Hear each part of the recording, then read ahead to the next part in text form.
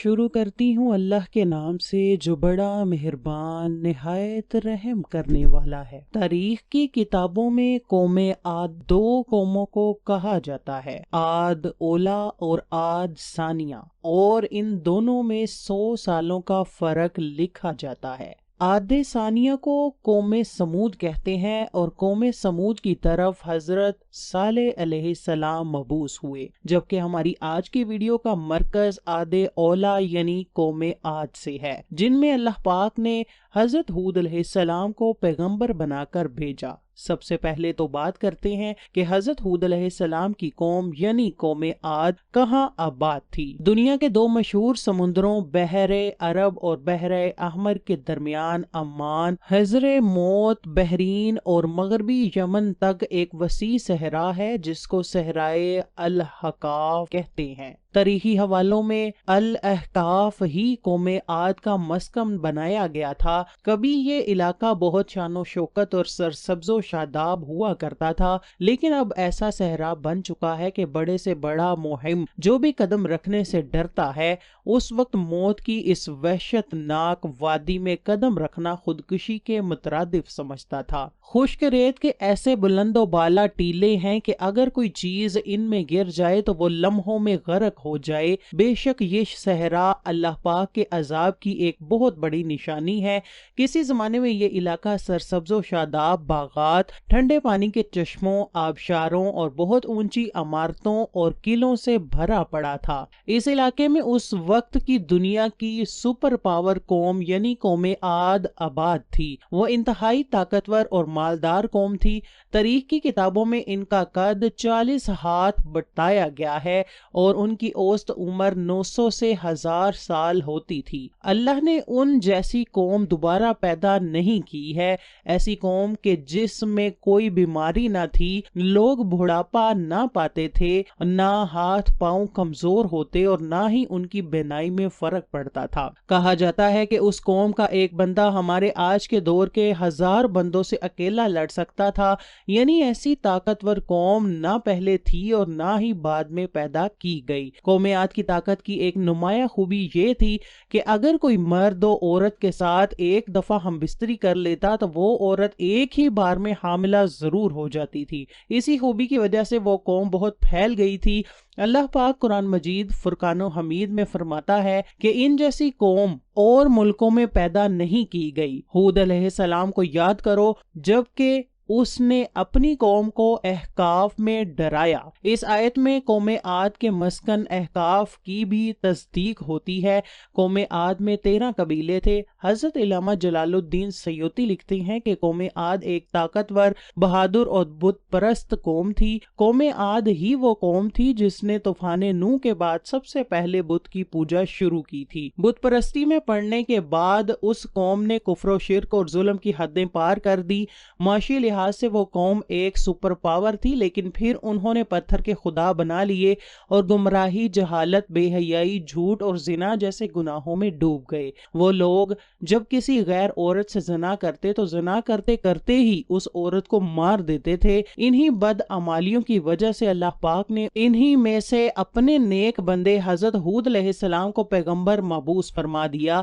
ارشاد باری تعالیٰ ہے، اور ہم نے قوم عاد کی طرف ان کے بھائی ہود کو بھیجا۔ انہوں نے کہا، بھائیو، اللہ ہی کی عبادت کرو، اس کے سوا تمہارا کوئی معبود نہیں، کیا تم ڈرتے نہیں؟ تو ان کی قوم کے سردار جو کافر تھے کہنے لگے، تم ہمیں کم عقل نظر آتے ہو اور ہم تمہیں جھوٹا خیال کرتے ہیں۔ پھر ہم نے ہود علیہ السلام کو اور جو لوگ ان کے ساتھ تھے ان کو نجات بخشی، اور جنہوں نے ہماری آیات کو جھٹلایا تھا ان کی جڑ کاٹ دی اور وہ ایمان لانے والے تھے ہی نہیں۔ حضرت ہود علیہ السلام مسلسل 50 سال تک اپنی قوم کو واعظ و نصیحت کرتے رہے، لیکن ان کی قوم جہالت میں ایسی ڈوبی تھی کہ وہ اپنے پیغمبر کی باتوں پر کان نہ دھرتے تھے۔ قوم عاد کے 2 قبائل لقمان اور خلجان ایسے تھے کہ جن کے پاس پوری قوم کی سرداری اور حکمرانی تھی۔ جب حضرت ہود علیہ السلام مبعوث ہوئے تو لقمان قبیلے نے آپ کی مخالفت کی، لیکن قبیلہ خلجان نے حضرت ہود علیہ السلام کی دعوت حق پر لبیک کہتے ہوئے ایمان لے آئے، اور اس طرح حضرت ہود کی طاقت میں اضافہ ہو گیا، اور لوگ جو آپ کی جان کے دشمن بنے ہوئے تھے وہ سب قبیلہ خلجان کی وجہ سے حضرت ہود سے دور ہو گئے۔ اس قبیلے کے علاوہ کوئی بھی حضرت ہود علیہ السلام پر ایمان نہ لایا، بلکہ وہ سب قوم حضرت ہود کو جھوٹا کہہ کر پکارتی تھی، جسے قرآن کریم نے یوں بیان کیا ہے۔ نبی نے دعا کی کہ اے پروردگار، انہوں نے مجھے جھوٹا کہا ہے، پر تو میری مدد فرما۔ اللہ نے اپنے نبی کی فریاد کے جواب میں فرمایا، اے نبی، یہ بہت جلد اپنے کیے پر پچھتانے لگیں گے۔ اللہ تعالیٰ نے نبی علیہ السلام کی دعا قبول فرمائی اور قوم عاد پر عذاب کی ابتدا ہو گئی۔ بادلوں کے فرشتے کو حکم دیا کہ اب بارش نہ برسائی جائے، چشموں کے فرشتے کو حکم دیا کہ ان کے ٹھنڈے، میٹھے اور شفاف پانی سے لبریز چشموں اور آبشاروں کو خشک کر دو، چنانچہ دیکھتے ہی دیکھتے ان کے سرسبز و شاداب کھیت کھلیان سوکھنے لگے اور مویشی مرنے لگے، یہاں تک کہ لوگ پینے کے پانی تک کو ترسنے لگے۔ کثیر تعداد میں پیدا ہونے والے پھل اور اناج ناپید ہو گئے۔ قوم پوری خشک سالی کا شکار ہو کر بدحال اور پریشان ہو گئی۔ یہ سلسلہ مسلسل 3 سال تک جاری رہا۔ حضرت ہود علیہ السلام نے اپنی قوم کی یہ پریشانی دیکھی تو آپ علیہ السلام بہت افسردہ اور پریشان رہتے، اور پھر ایک دن انہوں نے اپنی قوم سے فرمایا، اے میری قوم کے لوگو، تم اپنے پالنے والے سے بخشش مانگو، اس کے آگے توبہ استغفار کرو، وہ تم پر آسمان سے موسلادھار بارش برسائے گا اور تمہاری طاقت و قوت میں اضافہ فرمائے گا، اور دیکھو گنہگار بن کر روگردانی نہ کرو۔ اور ہود سے پھر ان کی قوم کہنے لگی، اے ہود، تم ہمارے پاس کوئی دلیل تو لائے نہیں، اور ہم صرف تمہارے کہنے سے نہ اپنے معبودوں کو چھوڑنے والے ہیں اور نہ تم پر ایمان لانے والے، بلکہ ہم تو یہ سمجھتے ہیں کہ ہمارے کسی معبود نے تمہیں آسیب زدہ کر دیا ہے۔ عذاب الہی کی ابتدائی مراحل ہی میں خشک سالی نے قوم عاد کی حالت بدتر کر دی تھی، چنانچہ ان کے سرداروں اور دانشوروں نے اس سے نجات پانے کے لیے مختلف تدابیر پر غور و خوض شروع کر دیا۔ دوستو،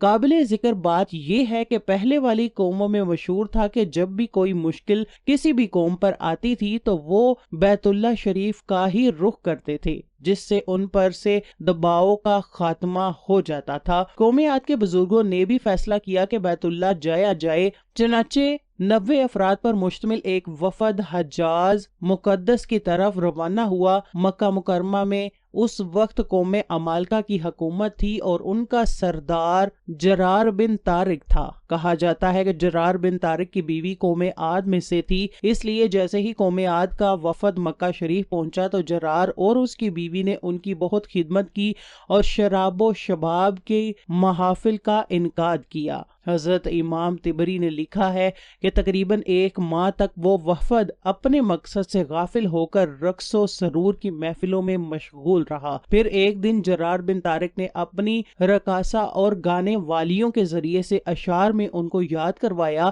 کہ وہ کس مقصد سے حجاز مقدس میں آئے بیٹھے ہیں۔ پھر انہیں ہوش آیا تو یہ لوگ بیت اللہ پہنچے اور رو رو کر اللہ پاک سے بارش کی دعا کرنے لگے۔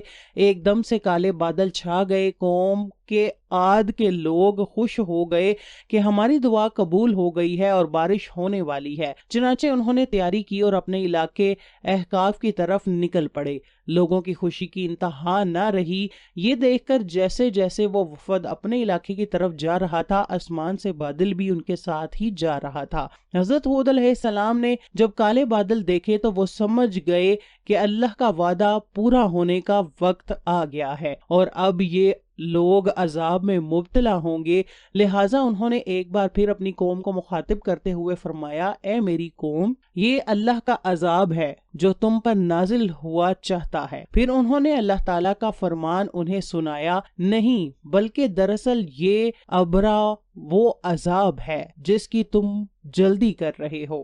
یہ ہوا کا طوفان ہے جس میں دردناک عذاب چلا آ رہا ہے، جو اپنے رب کے حکم سے ہر چیز تباہ کر ڈالے گا۔ مگر ان بادلوں کو دیکھ کر بھی جب قوم عاد نے توبہ نہ کی تو حضرت ہود علیہ السلام اپنے ماننے والے ساتھیوں کو لے کر خطیر نامی بستی کی طرف ہجرت کر گئے، جہاں پر اللہ نے ان سب کو محفوظ رکھا۔ بس حضرت ہود کی ہجرت کی دیر تھی کہ کالے بادل اور سیاہ ہوتے گئے اور کال طوفان آ گیا۔ قرآن کریم میں ہے کہ اللہ نے تیز آندھی کا یہ عذاب 7 راتوں اور 8 دنوں تک مسلسل جاری رکھا۔ آندھی نے کسی ایک کو بھی باقی نہ چھوڑا، یہ ہر ایک کے پاس پہنچ گئی، غاروں کے اندر، پہاڑوں کی گھاٹیوں اور چوٹیوں، گھروں، محلات اور قلعوں کے اندر سب کو فنا کر ڈالا، یہاں تک کہ احقاف کا سارا علاقہ صحرا میں بدل گیا اور سارے لوگ اور محلات ریت میں دفن ہو گئے۔